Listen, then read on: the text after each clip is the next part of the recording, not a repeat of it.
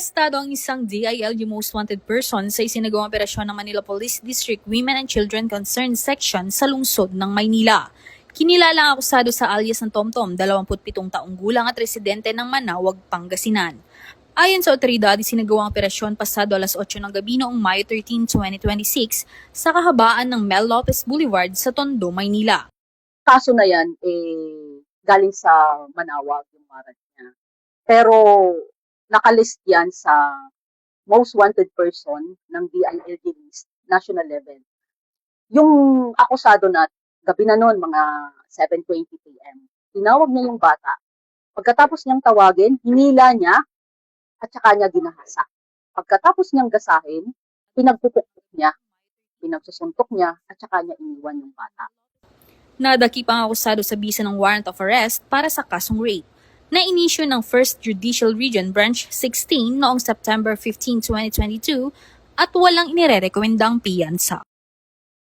Ang arrested natin ay nakakulong ngayon dito sa jail facility ng Manila Police District at may kaso siyang rape sa Manawag.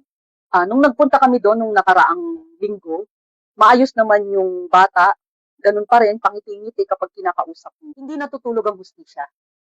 Hindi mo pwedeng gawin yan sa mga bata, sa mga kababaihan, lalong-lalo na dito sa Maynila. Hindi mo pwedeng gawin yan dito sa Maynila at hindi ka rin pwedeng magtago dito kasi mahahanap ka ng Pulis Maynila. Noong February 19, 2025, nag-umpisa kaming mag-background sa suspect. Nagpunta kami ng Manawag, Pangasinan para ma-background siya. And then nahinto siya, then nag-resume kami ngayong April 2026. So nagkaroon kami ng operational research and then nalaman namin, nakakuha kami ng information na yung suspect natin ay nagtatago ng Manila. Kaya nag-validate kami dito sa Manila at nakakuha kami ng confidential informant na nakikita daw yung suspect natin dito sa May Arten at nag-iinom siya. So binalidate namin yun, tapos nakita namin na yung picture na nakuha namin sa Manawag sa pamilya ay magkatulad.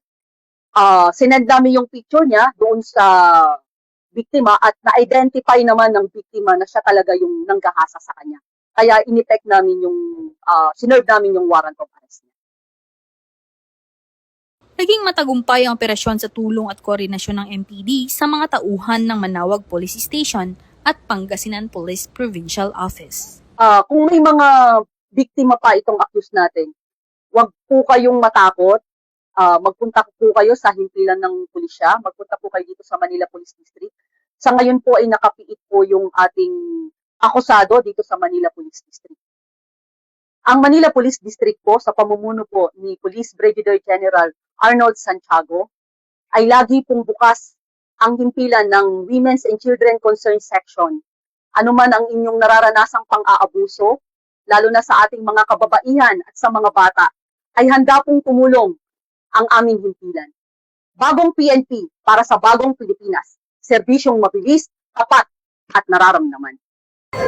Mula dito sa himpilang pampulisya ng Maynila, kami ay nakahandang magbigay ng ibayong serbisyo para sa Manilenyo.